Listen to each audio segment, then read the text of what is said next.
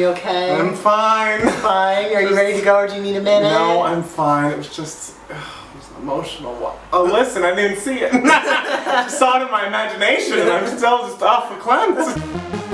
Hi everybody, welcome back to another episode of Two Gay Matts. It's Matt Steele. And it's Matt Palmer. And we're gonna need to give Matt Palmer a moment. He's having an emotional time and it's very confusing for me because we're about to do a video about Broadway and you would think I would be emotional about this, but no, Matt Palmer, the Broadway baby over here, the little show queen that I've turned him into, is feeling strong emotion and passion for a Broadway musicale. Which is, by the way, the second time this has happened in recent history. Like, I am blindsided by all of this. A couple months ago, after Fun Home won the Tony Award, I get the next day I get a text message at work being like, I'm halfway through Fun Home, I'm hysterically crying at my work desk. And I was like, what? Like Matt Palmer's listening to a musical on his own? It was, you saw that performance at the Tonys. It was really unbelievable and I had to hear more. Well, today I was also at work and I get a tweet from Matt Palmer screaming at me, have you listened? And I'm like, have I listened? And it just had a link to NPR. And apparently NPR has started streaming the new Hamilton cast recording. And so I was like, no, I haven't listened to it. And he's like, I've started listening to it. And it's like,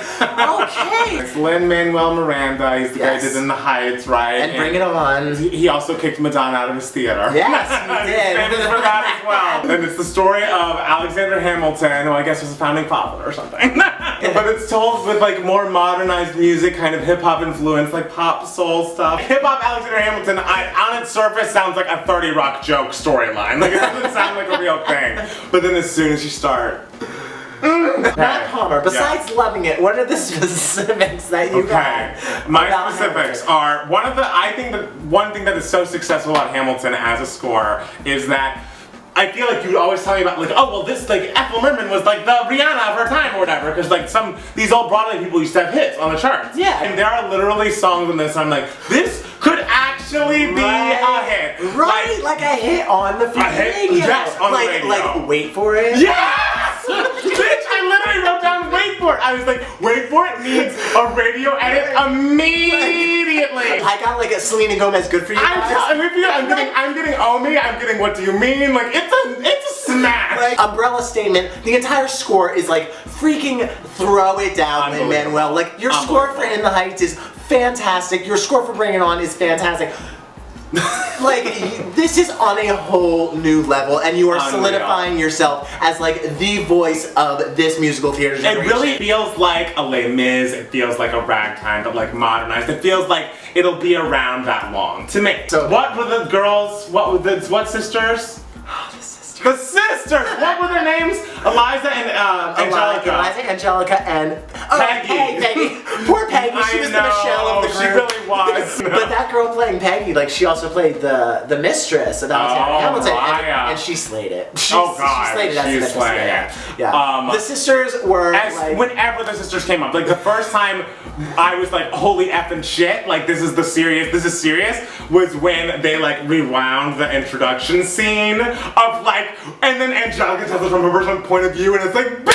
I can't. Are you serious? I can't. I got chills. I can't tell you how great "Saddest" the song. Oh, unbelievable! Like, unbelievable! Like, I think it's the best song in the entire. Oh, it really is. There's no song as satisfying as. Oh my God! Write a freaking article. That's your title. I know, and I'm the next Lin-Manuel. Oh, I don't know. Because you just don't see it coming, and you're like, okay, we're going along, and I'm just like, excuse me? Excuse me? Angelica. And it's like one of those things where like, oh my God, like you're kind of a bitch for like trying to get with your sister's man, but like, I'm kind of rooting for you, girl. I know the whole show is about like the founding fathers and it's about a bunch of guys and dudes and everything, but the entire time I was just like, oh, one of those every time those girls came back, I was like, yes! In the second act, when Angelica comes in, she's like there to visit him, but also visit her, but really visit him, and you're just like, and they're just like, you have to stay, like, do not work over this fucking break. I came all the way here to see you. And she's like, yeah, she came all the way here. And it's like, no, bitch, you don't know. When Angelica comes in, like, after, like, he's written. Are we spoiling this? It's hard. Whatever. Like, we're spoiling in it, so if you don't want to know things, stop watching. When Angelica comes in after the Reynolds pamphlet, and he's just like, oh my God, I'm so glad you're here, something that I understand for you. And she's like, I'm not here for you. Oh, God.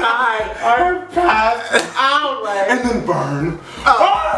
I knew. I heard screaming in his bedroom, and the second I heard the screaming, I was just like, he got to burn. And I was to burn like 3 times. I was like, yes! Yes! Slay him! Slay him!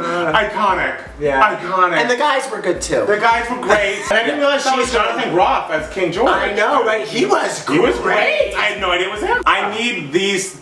I need Fun Home and I need whatever this is. Hamilton to go on tour because you know they'll come to LA and I need to see them. Like I've never needed to see a show this badly since Next Normal, which I saw several times. I really enjoyed listening. I can't wait to buy the cast recording because like NPR is great and I really appreciate the fact that you're streaming at NPR, but like as a true musical theater fan, when I listen to a cast recording, I need the synopsis, I need the lyrics, I need a couple pictures. I'm not just gonna like run around like listening to it while I'm dilly-dallying doing the dishes. I'm not trash. So like that seemed pointed. I mean, I had other things to do. I'm sorry. I was paying attention. No, when you're listening to an original cast recording, you gotta pay attention. I know. I was paying attention, but it's also harder, I assume, because the rap lyrics are very quick sometimes, or some of the lyrics are very fast. And it's very dense material. Very dense like material. what's happening? I know there's a lot happening, especially when we get into the political stuff. It's just like it's like yeah, it's like I'm an actor. I don't right. It's like I'll just get back to the girls. After the last 5 years, the movie Fun Home, and now this might be my biggest. This is your year. This is the year when we turn into the musical theater junkie. That's me. God. Oh my God. Next thing you know, you'll be wearing your little like Annie T-shirts and like having little Carol Channing dolls of your own. Ooh,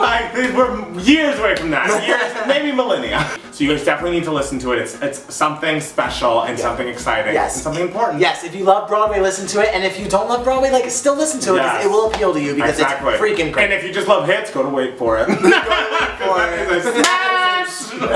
us know how you feel about it. Yes. What's your favorite song? What's your favorite moment? How do you feel about Mr. Hamilton now? Are you Team Angelica or Team Eliza? And I guess we'll see you soon. The brand new TV Mats. Yeah. Subscribe to us. Yes. Follow us on Twitter. And it's Ted Palmer. And it's Matt Steele. Okay. We'll talk to you soon, guys. Bye, guys. Bye. And you brush up on your history. Yes. Be a musicale. Bye.